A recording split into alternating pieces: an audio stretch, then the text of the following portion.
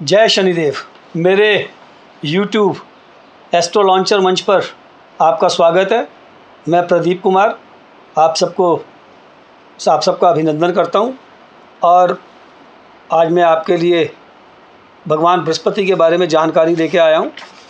भगवान बृहस्पति का 1 मई से वृष राशि के अंदर प्रवेश होगा और 1 मई 2024 से 29 मार्च 2025 तक भगवान बृहस्पति वृष राशि के अंदर ही गोचर करेंगे।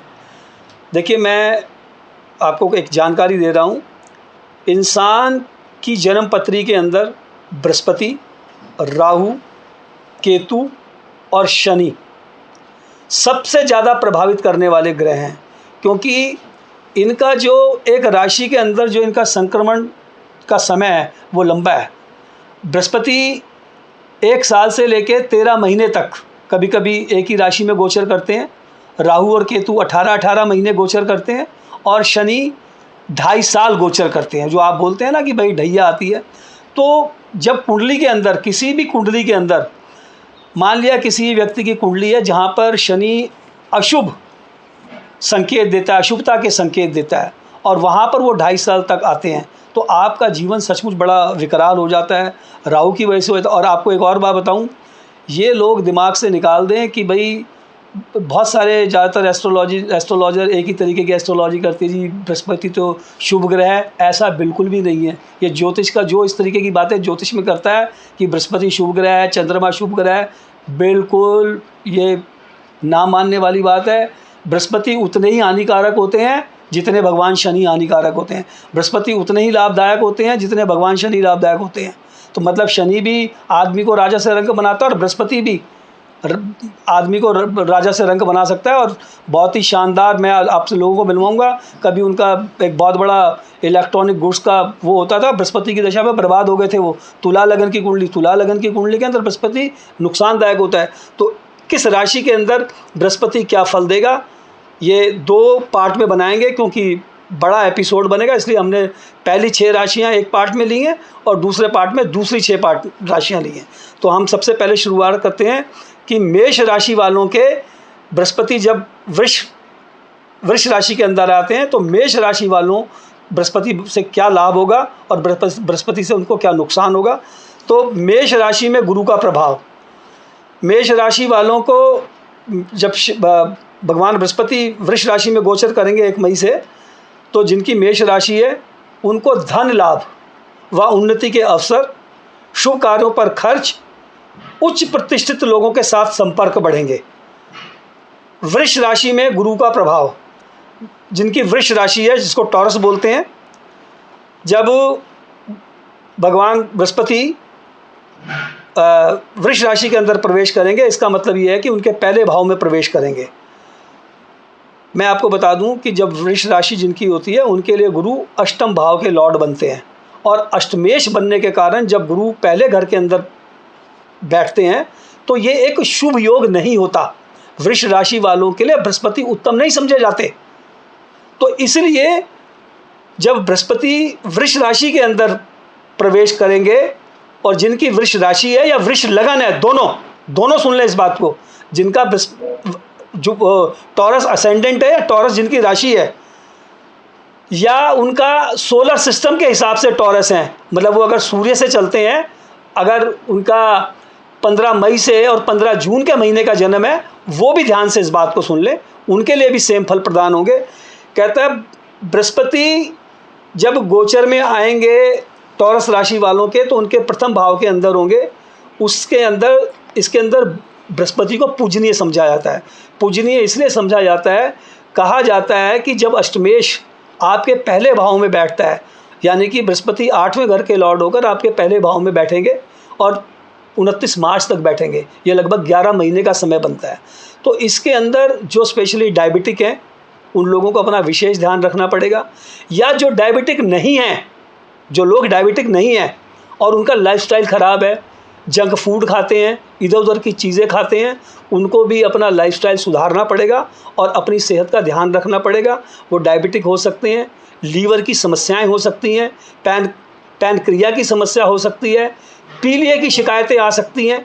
आपको इस तरीके से जो बृहस्पति जिन जिन ऑर्गन्स को रिप्रेजेंट करता है उनसे संबंधित परेशानियों का सामना करना पड़ता है। और ज्योतिष के अंदर ऐसा बोला जाता है, जब अष्टमेश लगन में बैठा हो या लग्नेश अष्टम में गया हो, तो उस समय, क्योंकि लग्नेश बेसिकली लगन हमारी फिजिकल एग्जिस्टेंस को रिप्रेजेंट करता है, हमारे जीवन को, जो हम जिंदा हैं, हमारी लिविंग को, कि भाई हमारी जीविका, हमारा शरीर, इसको रिप्रेजेंट करता है। और अष्टमेश का लगन के अंदर बैठना ये कभी भी शुभ नहीं समझा जाता।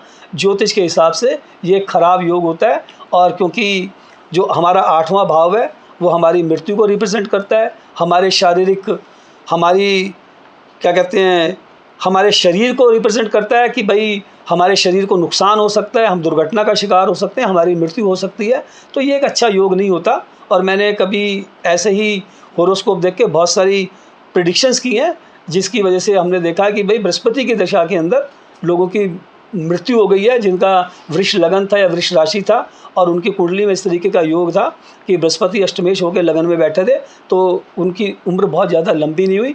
ये मेरा अपना 40 साल का एक्सपीरियंस भी है, और बहुत सारी प्रेडिक्शन भी की है। और उनको लीवर की प्रॉब्लम देखी है, उनको लीवर में कैंसर देखे हैं, उनको डायबिटिक देखा है बड़ा ज़बरदस्त तरीके से, उनको पीलिया बहुत होता है, डिस्टर्ब रहते हैं, टाइफाइड की चांसेस बहुत होते हैं। तो ये इन चीज़ों को समझ लें अगर आपकी है ये बहुत, क्योंकि आप चले जाते हो तो कोई भी ज्योतिषी बोल देता अरे ये तो बृहस्पति है। नहीं, अष्टमेश चाहे बृहस्पति हो, अष्टमेश चाहे मंगल हो, अष्टमेश चाहे चंद्रमा हो, अष्टमेश धनु लगन की कुंडली में चंद्रमा अष्टमेश बनता है, अगर लगन के अंदर बैठेगा तो आपकी बैंड बजा देगा। ये एक सीधा सा नियम है एस्ट्रोलॉजी का। तो ये स्पेशली जिनकी वृष राशि है, जिनका वृष लगन है, या जिनका 15 मई से 15 जून के बीच का जन्म है, वो ज़रा इस बात को ध्यान से सुन लें। क्योंकि जब हम 15 मई से 15 जून की बात कर रहे हैं तो हम, इसका मतलब है सूर्य से चल रहे हैं, सन से। पहले समझ लीजिए कि भाई इसमें फ़र्क क्या होता है। हमारा जो पंचांग चलता है, हम जो कुंडलियाँ बनाते हैं वो चंद्रमा से चंद्रमा उसका बेस होता है। और ये जो आप अखबारों में देखते हो 15 मई से 15 जून, ये इसका सूर्य बेस होता है, वो सोलर सिस्टम से चलते हैं। तो बात एक ही है, सोलर सिस्टम से चलोगे तो भी बृहस्पति वहीं होगा, ठीक है जी। वहाँ पर ये है कि जब हम सोलर सिस्टम से चलेंगे, जब हम आपका लगन बनाएंगे तो उसके अंदर सूर्य की प्लेसमेंट आपकी वृष राशि के अंदर होगी। लेकिन जब हम आपकी जब हम बना रहे हैं वृष राशि का, तो इसका मतलब ये है कि भाई जब आपका जन्म हुआ उस चंद्रमा आपका वृष राशि के अंदर था। इस सिद्धांत को थोड़ा सा समझ लीजिए। तो गुरु पूजनीय इसीलिए है क्योंकि यहाँ पर हमारे शारीरिक अस्तित्व का सवाल है। तो इसलिए बोला भी जाता है कि जब गुरु अष्टम के अंदर हो तो जिस व्यक्ति की इस तरीके की स्थिति हो, वो भगवान बृहस्पति के जितना करीब रहे, जितने उनके जाप करे, जितने उनसे संबंधित दान करे। पुखराज नहीं पहनना है।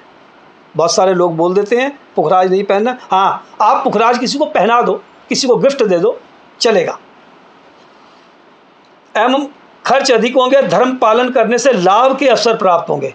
धर्म का पालन करना, देखो जब जो 8वां भाव होता है वो सट्टे को भी रिप्रेजेंट करता है, वो शेयर मार्केट को भी रिप्रेजेंट करता है, वो कहीं ना कहीं आपके ससुराल पक्ष को भी रिप्रेजेंट करता है।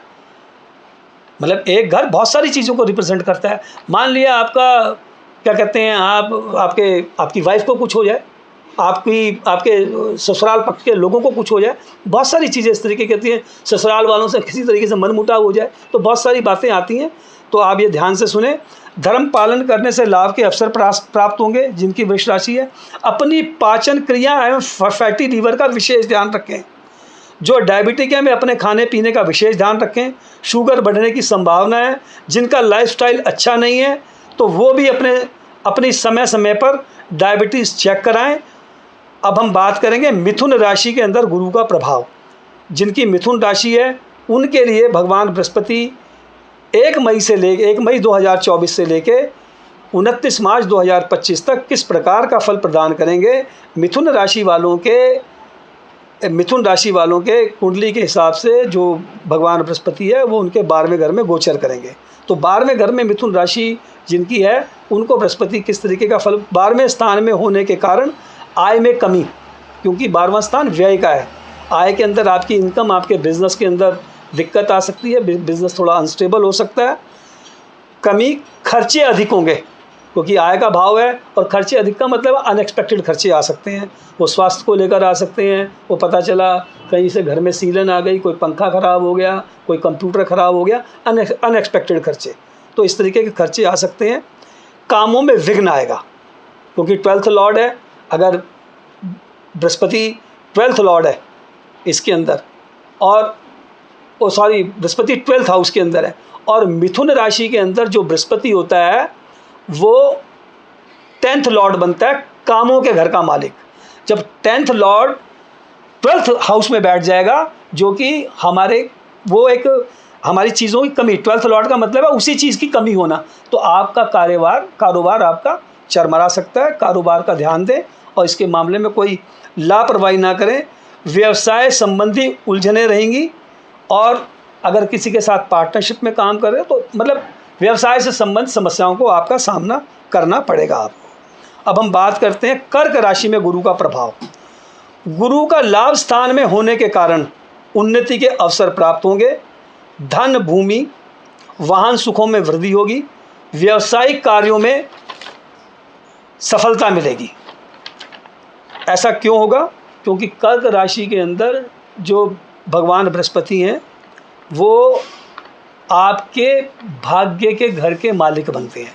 यानी कि कर्क राशि के अंदर बृहस्पति को एक शुभ ग्रह समझा जाता है, और वो आपके लाभ स्थान के अंदर विराजमान होंगे, यानी कि 4, 3, 2, तो वो आपके 11वें घर में होंगे जहाँ से हम लाभ होते। तो इससे आपके, क्योंकि भाग्य का मालिक है, भाग्य को पुष्ट करता है, और इससे आपके कामों में आपको लाभ होगा, आपका व्यापार बढ़ेगा, आप मतलब कुछ ना कुछ आपकी प्रोग्रेस होगी कर्क राशि वालों की। अब बात करते हैं हम सिंह राशि वालों की। सिंह राशि वालों के लिए गुरु का जो प्रभाव होगा, 10वें घर में गुरु के गोचर से कार्य व्यवसाय में उलझनों के बाद या संघर्ष के बाद धन प्राप्ति हो, खर्च भी अधिक रहेंगे, तनाव के कारण स्वास्थ्य खराब रह सकता है। ऐसा क्यों? इसलिए कि सिंह राशि के अंदर जो बृहस्पति है वो 2 घरों को रिप्रेजेंट करते हैं, 5th हाउस को और 8th हाउस को। मैंने पहले जैसे आपको बताया था कि भाई 8th हाउस एक खराब है, तो ये 8th हाउस के मालिक बन के सिंह राशि वालों के 10th हाउस के अंदर गोचर करेंगे लगभग 1 मई 2024 से लेके 29 मार्च 2025 तक। तो ये कहीं ना, क्योंकि अष्टम के भी मालिक हैं, 5th हाउस के भी मालिक हैं, तो एक मिला जुला प्रभाव छोड़ेंगे। उलझने भी आएंगी कामों में, लेकिन निराशा इतनी नहीं देंगे, ठीक ठीक रहेगा। अब बात करते हैं हम कन्या राशि में। कन्या राशि में जो गुरु होंगे वो आपके 9वें घर के अंदर गोचर करेंगे। 9वें घर का मतलब है धर्म का घर, भाग्य, आपका ऐसा घर भाग्य का घर भी है। गुरु 9वें भाव में होने से कार्यों में सफलता, लाभ व उन्नति के अवसर प्राप्त होंगे, धर्म कर्म एवं परोपकार के कार्यों में रुचि रहेगी। तो ये हमने ये बनाया है कन्या राशि तक। इसको हम पार्ट 2 इसका बनाएंगे। तुला से लेकर मीन राशि तक भगवान बृहस्पति किस तरीके का प्रभाव छोड़ेंगे, ये मैं दूसरे एपिसोड में बनाता हूँ इसके लिए, क्योंकि एपिसोड लंबा हो जाता है। तो जिनकी तुला राशि है, जिनकी वृश्चिक राशि है, धनु राशि है, मकर राशि है, कुंभ राशि है, मीन राशि है, वो इसको दूसरे पार्ट में देखें। लेकिन इसमें मैंने जो आपको बताया सोलर सिस्टम के हिसाब से थोड़ा मामला हो जाता है। जिनका अप्रैल से मई का जन्म है, यानी कि 15 मार्च से 15 अप्रैल के बीच का जन्म है हमारे उसके पंचांग से, वो भी पहले 6 देखें। 15 मई से 15 जून तक वाले देखें, 15 जून से 15 जुलाई तक देखें, 15 जुलाई से 15